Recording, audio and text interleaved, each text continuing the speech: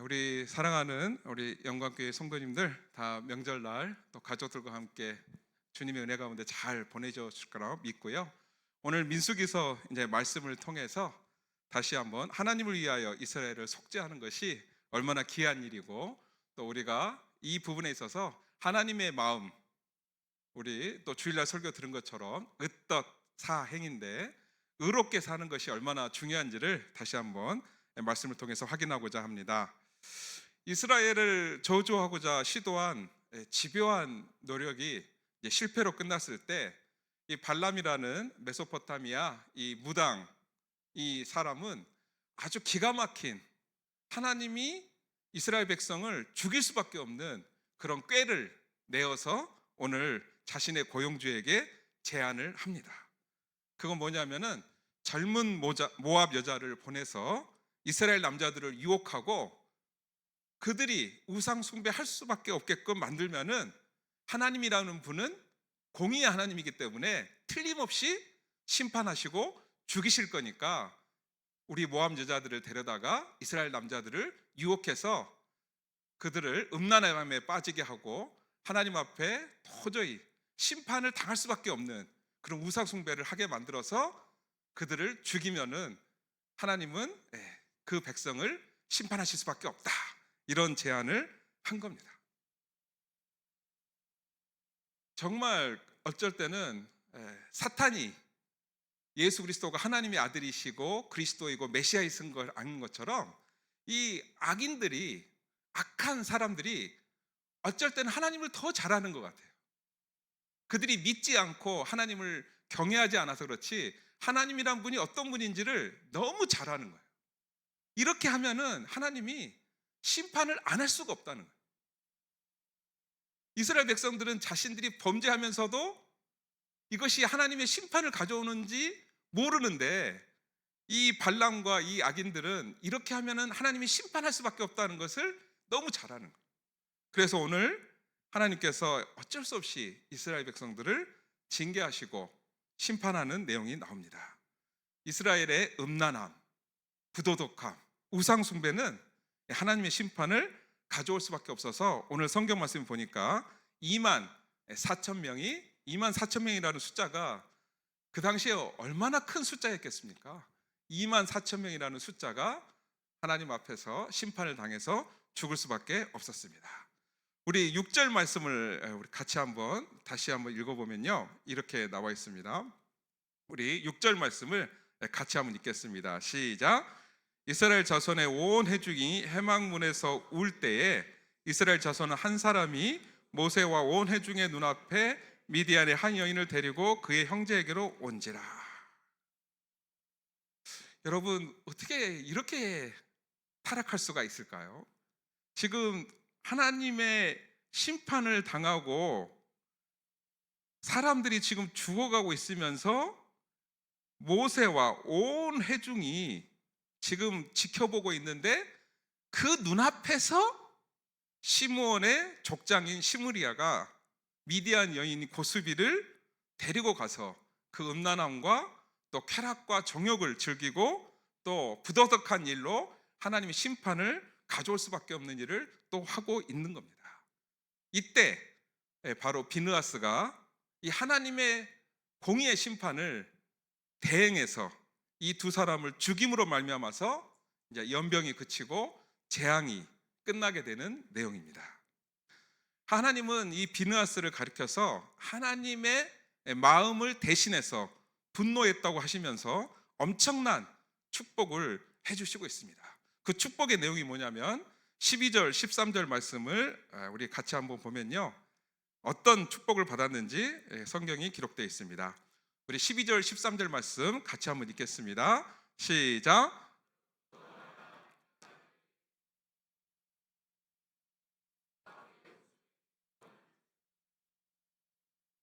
그가 그의 하나님을 위하여 질투하여 이스라엘 자손을 속죄하였습니다. 평화의 언약을 주리니 그와 그의 후손에게 영원한 제사장 직분의 언약이라.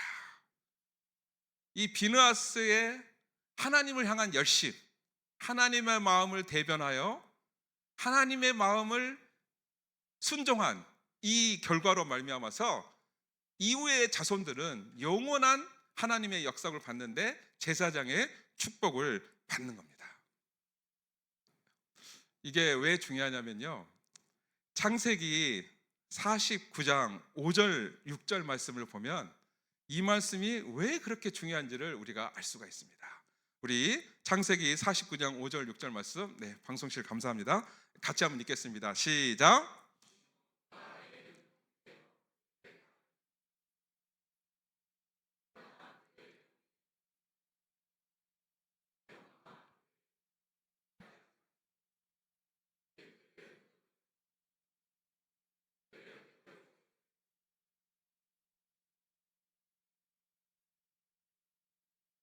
레이와 7절 말씀까지 같이 읽을까요? 시작. 그 노여움이 혹독하니 저주를 받을 것이요 분기가 맹렬하니 저주를 받을 것이라.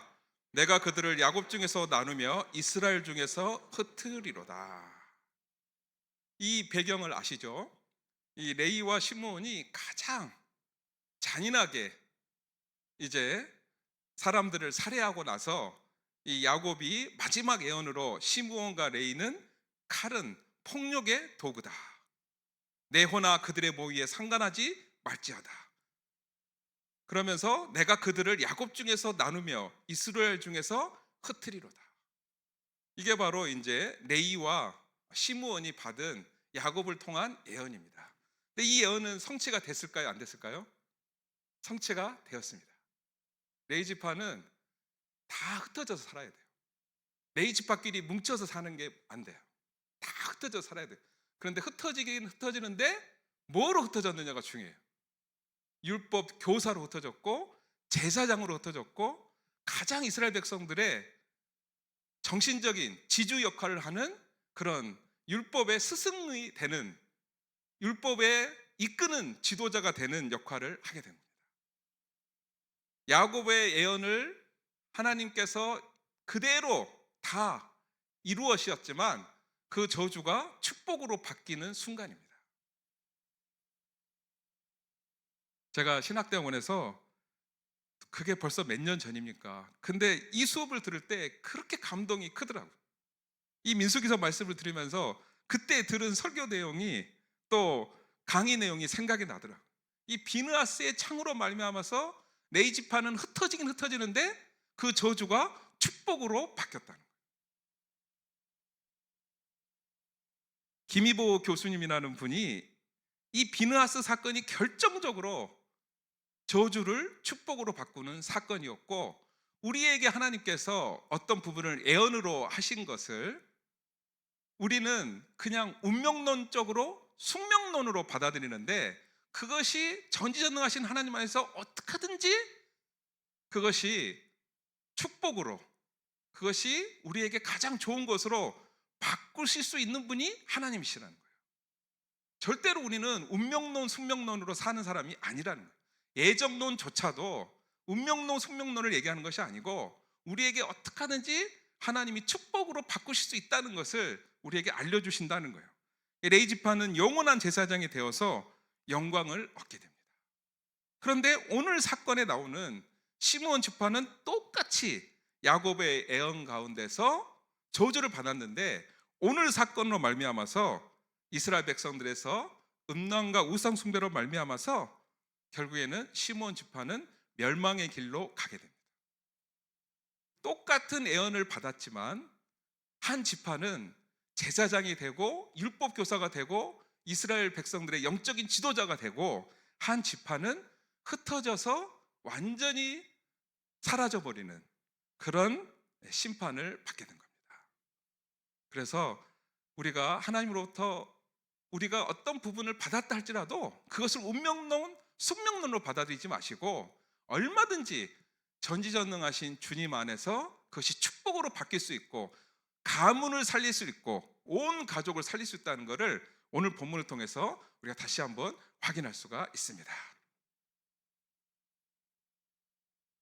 오늘 이제 제가 처갓집을 갔다 왔는데, 저는 사실 우리 가족 중에는 신앙생활 하시는 분이 없고 저 혼자 했지만, 이제 결혼을 통해서 이제 저희 큰 동서가 이제 40년 정도 담임 목회를 하시고 성결 교단인데 이제 은퇴를 하셨는데, 오늘 이 설교 내용이 저한테 너무 큰 깨달음이고 너무 좋아서 제가 막 흥분해서 얘기했더니 저한테 이제 말씀하시더라고요. 양 목사님이 오늘 수요 예배 길게 할 위험성이 있으니까 내가 하는 얘기인데, 본인이 너무 그렇게 은혜를 받고 깨달았다고 해서 성도분들이 모를 거라고 생각하지 말고, 성도분들이 이미 알고 있는 분도 있고 또 목사님만큼 관심이 없을 수도 있으니까 너무 흥분하지 말고 차근차근 하나씩 하면서, 되도록이면은 꼭 정해진 시간에 끝내라고 저에게 이제 당부를 해주시더라고요.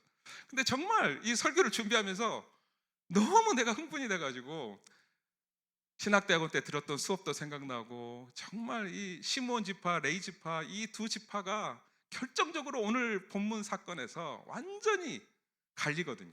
축복의 길로, 완전히 멸망의 길로.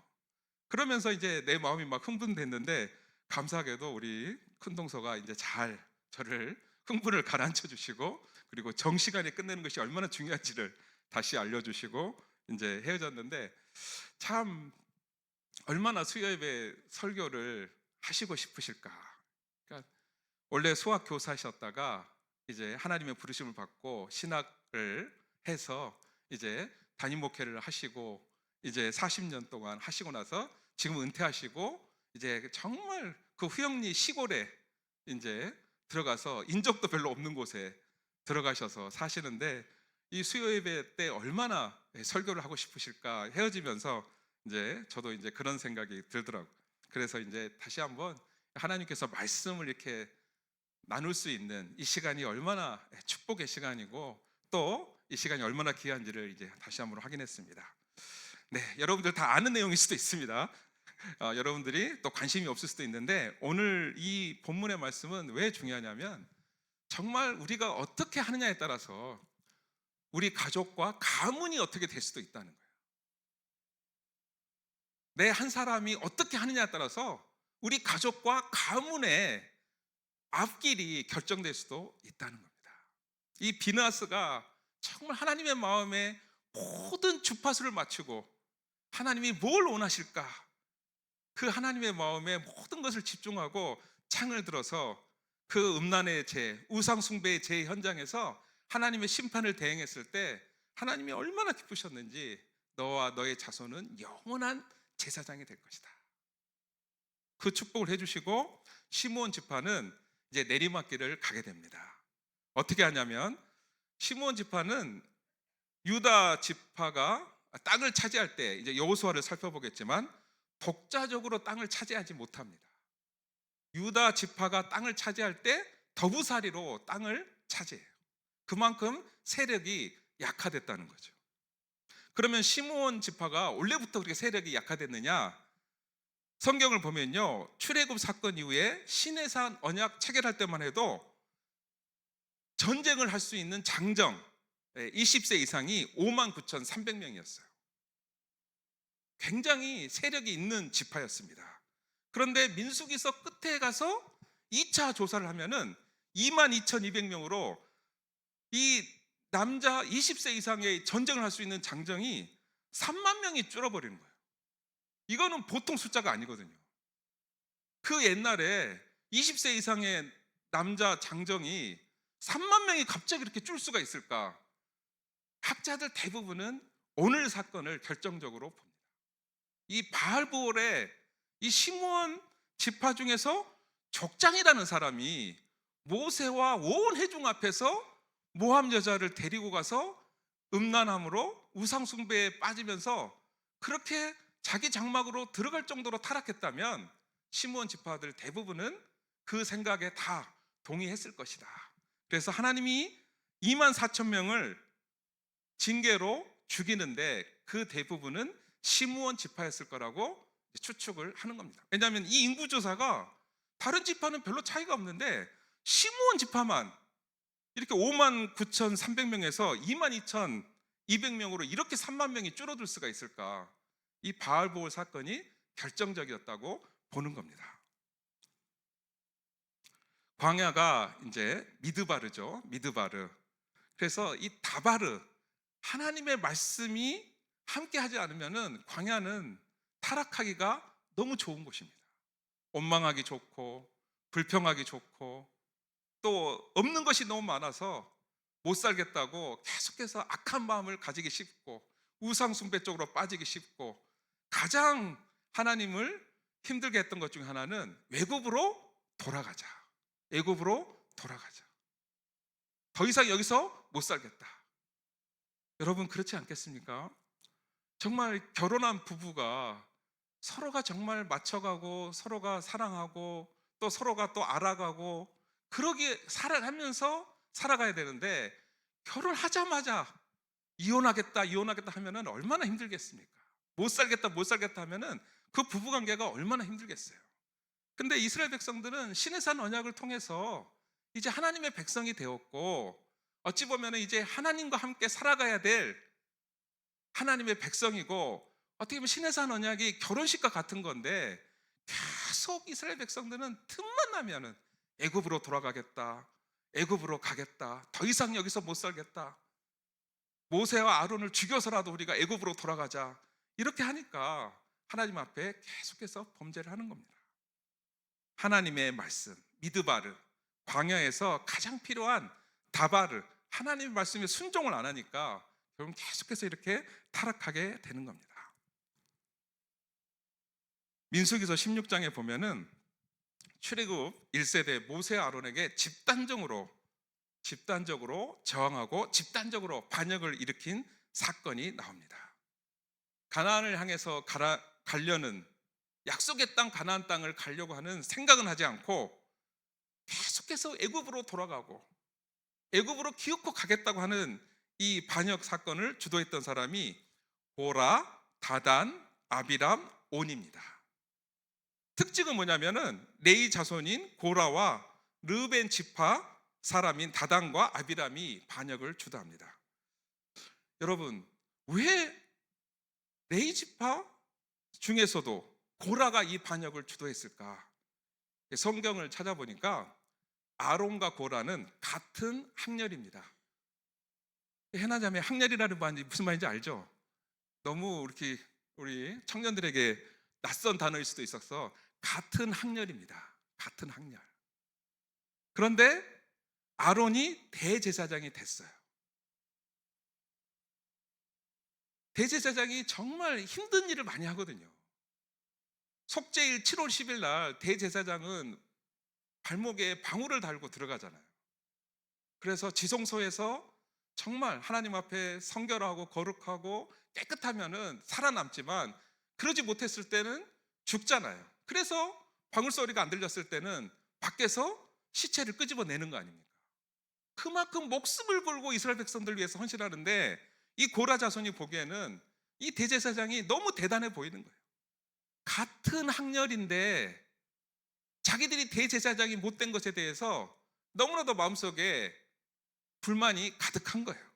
그런데 민수기서 3장 30절에 보면은 우시엘의 아들 엘리사반이 지휘관이 돼서, 이 오시엘은 이 고핫의 아들들 가운데 막내거든요. 아우, 찾아주셨네요. 같이 한번 읽겠습니다. 시작.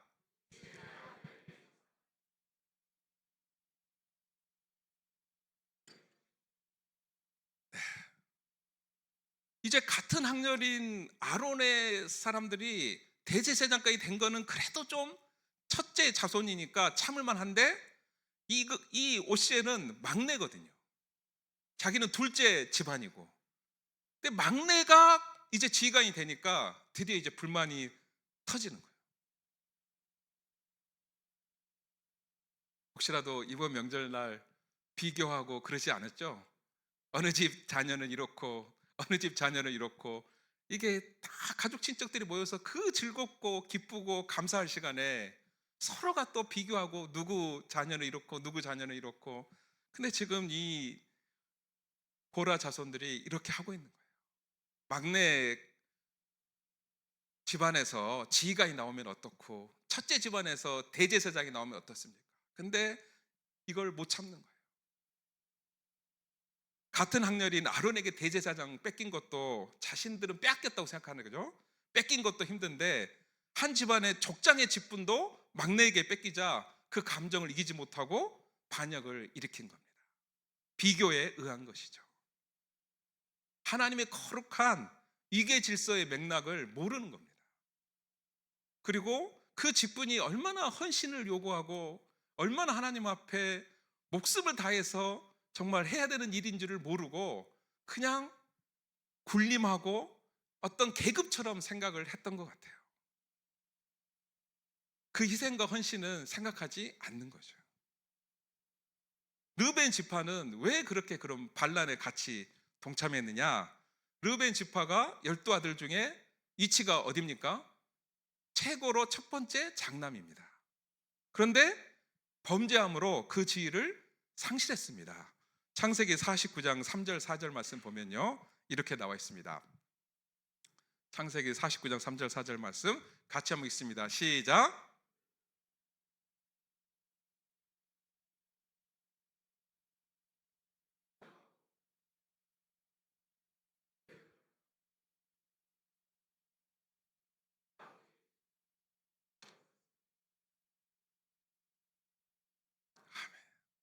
르벤 지파는 이 엄청난 제약으로 말미암아서 장자의 직분을 결국에는 차지할 수가 없게 됩니다. 자신들의 제약으로 말미암아서.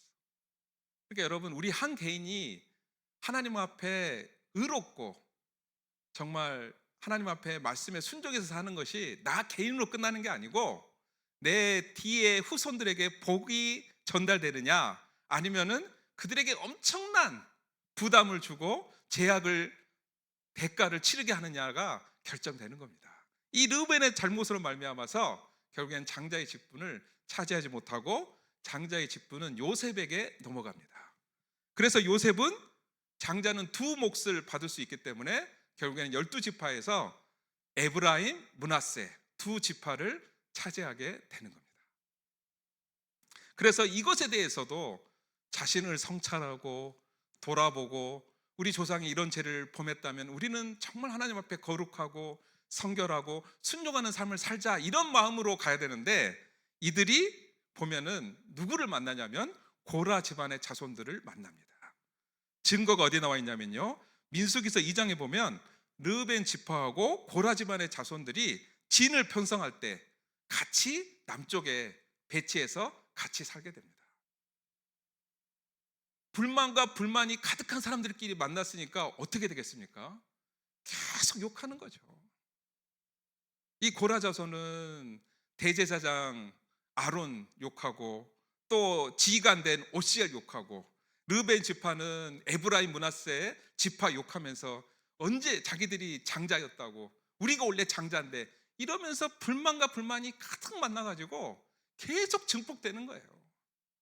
그래가지고 이 두 지파들이 만나가지고 결국엔 민수기서 16장에서 반역을 일으키고 결국에는 이 멸망을 초래하게 됩니다.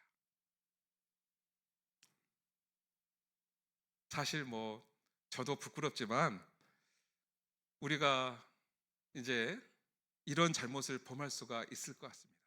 저도 제 아주 어린 시절부터 주일학교 때부터 친구였던 내 정말 오랜 친구이자 라이벌이 있었습니다.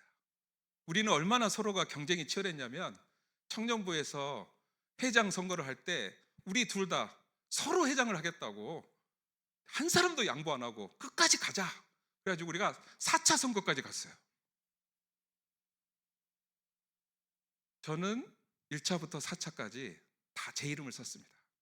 얼마나 승부욕이 또 똘똘 뭉쳤는지 내가 꼭 회장을 하고 내가 너한테만큼은 회장을 양보할 수 없다, 그래가지고 4차까지 간 거예요.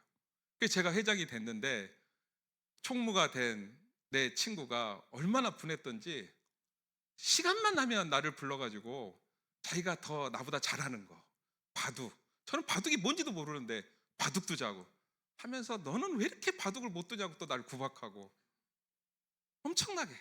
그러니까 아예 엄청난 실력의 사람하고는 열등감도 잘 안 느껴요. 너무 차이가 심해서. 근데 고만고만한 사람이 서로 비교하면서 힘든 거예요.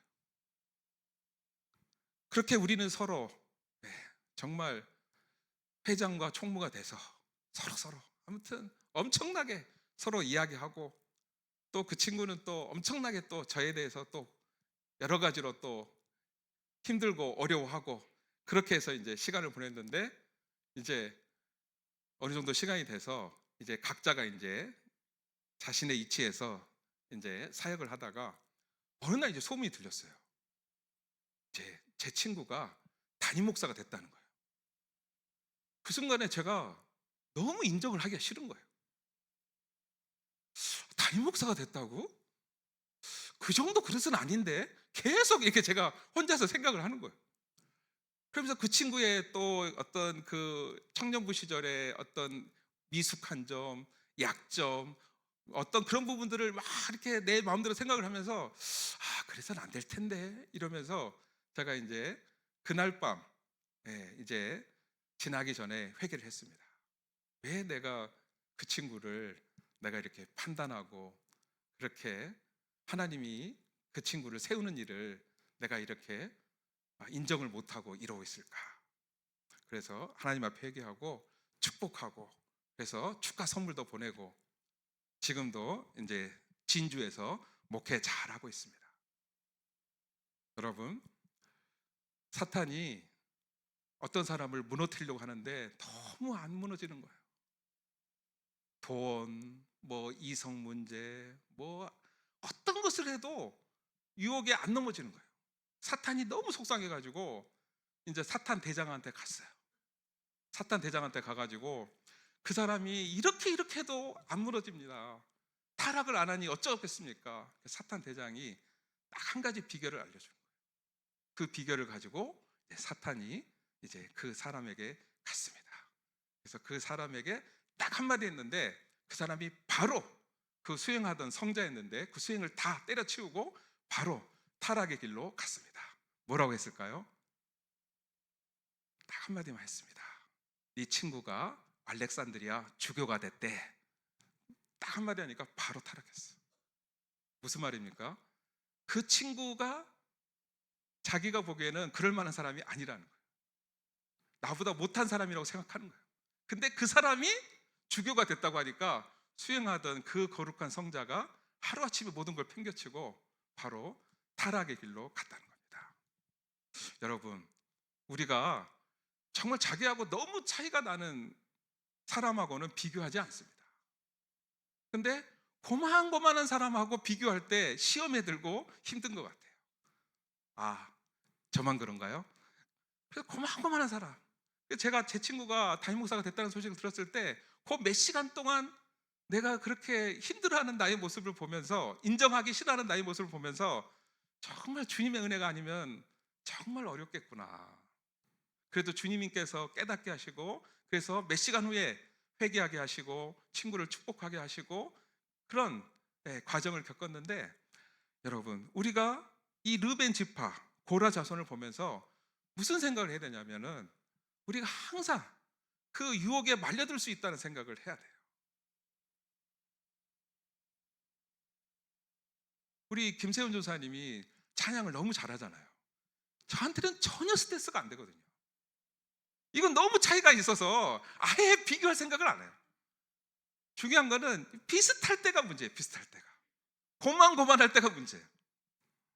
그래서 여러분, 항상 내 주위에 있는 우리 가까운 우리 사랑하는 사람들을 항상 소중하게 생각하면서 내가 언제든지 질투와 시기에 빠질 수 있다는 것을 이 고라 자손과 이 르벤 지파를 통해서 깨닫고, 불만이 가득한 사람끼리 자꾸 모이면 안 돼요.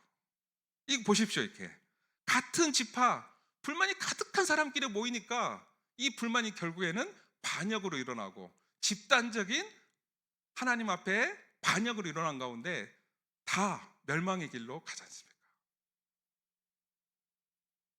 불만이 있고 힘들고 어려울수록 은혜로운 사람 쪽으로 가야 돼요. 은혜를 전달하는 사람 쪽으로 가야 돼요.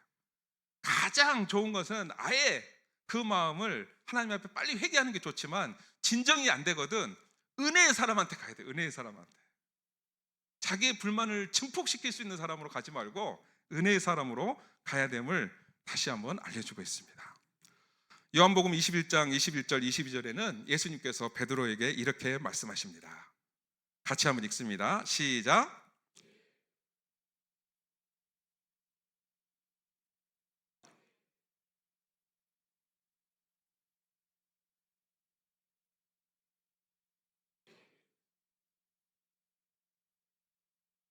아멘.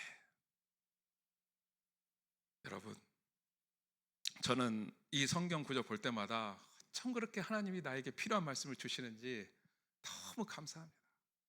베드로가 3번 부인하고 이제 예수님한테 3번 사랑한다고 고백하고 이제 그 위대한 정말 목양의 사명을 받고 그 귀한 자리에서 베드로가 마지막에 하는 말은 뭐냐면은 예수님, 나는 그럼 십자가에서 그렇게 순교를 당하는 것을 말씀해 주셔서 이제 알겠습니다.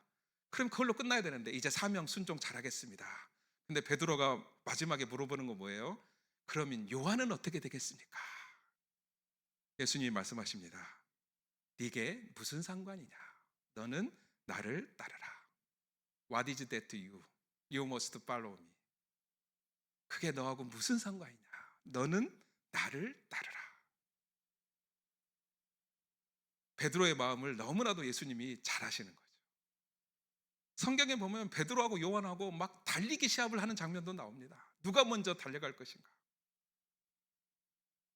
베드로에게 끊임없는 그 비교의식, 그리고 자신이 우월하게 되겠다는 그 마음, 그리고 끊임없는 어떤 경쟁의식을 예수님은 아셨던 것 같아요. 그게 너하고 무슨 상관이냐? 너는 나를 따르라. 고라 자손도 르벤 지파도 우리 조상이 잘못한 걸 어떻게 하겠나? 그러면 우리는 더 정신 차리고 우리에게 맡겨진 사명 잘 감당하고 우리가 어떻게 하든지 이 받은 것을 축복으로 바꾸는 통로가 되자. 이렇게 자꾸 나가야지 방향을 계속해서 이미 하나님께서 주신 것 가지고 불순종하고 불평하고 원망하고 저 사람들보다 내가 더 저 자리에 더 맞는 사람이라고 우기고 결국 그 자리를 차지하고 싶어서 반역까지 일으키고 하나님과 이스라엘 공동체에 이 어려움을 가져오는 겁니다. 여러분, 오늘 설교 어렵지 않죠? 레위 지파는 영원한 제사장의 축복을 받았습니다. 하나님께 계속해서 주파수를 맞추고 있으면서 하나님의 마음이 어떤 마음인가, 하나님이 무엇을 원하시는가, 그러면서 정말 하나님의 마음을 대변해서 순종해서 하나님의 심판을 대행하는 역할을 하면서 영원한 제사장의 축복을 받는 지파가 됩니다. 그런데 시므온 지파는 하나님과 공동체 앞에서 그 모세와 그 이스라엘 백성들이 다 있는 그 앞에서 그 바로 눈앞에서 범죄를 하고 있는 거예요. 그렇게 죄악에 만연되어 있고 그렇게 하나님의 시선을 두려워하지 않는 죄악으로 가득 찬 그 시므온 지파는 결국 심판을 받고 이스라엘 지판에서 완전히 사라지는, 멸망하게 되는 일을 당하게 됩니다. 여러분, 우리들이 자꾸 유혹을 받을 수 있습니다.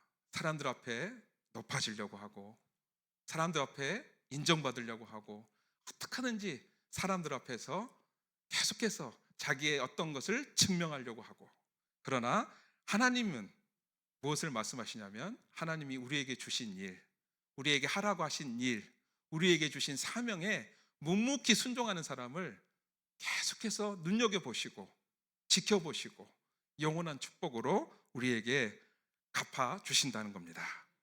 베드로에게 주님이 주셨던 말씀처럼 우리는 가장 집중해서 주님에게 집중하고 있으면 됩니다. 주님이 뭘 원하시는지, 주님의 마음이 어떤 마음이신지, 주님께서 어떤 부분을 순종하기를 원하시는지. 그런데 베드로가 그 감격스러운 순간에도 인간의 본성이 돌아가가지고 요한은 어떻게 되겠습니까? 우리에게도 항상 그 은혜 충만한 시간에도 옆에 사람에게 돌아가면서 그 옆에 사람을 사랑하고 축복하고 섬기려는 그 마음이 아니라 지나친 경쟁 의식과 그리고 자신의 어떤 부분을 증명하기 위한 그런 비교에 의한 그런 부분을 오늘 주님이 다시 한번 베드로를 잡아주고 있습니다. 네게 무슨 상관이냐? 너는 나를 따르라.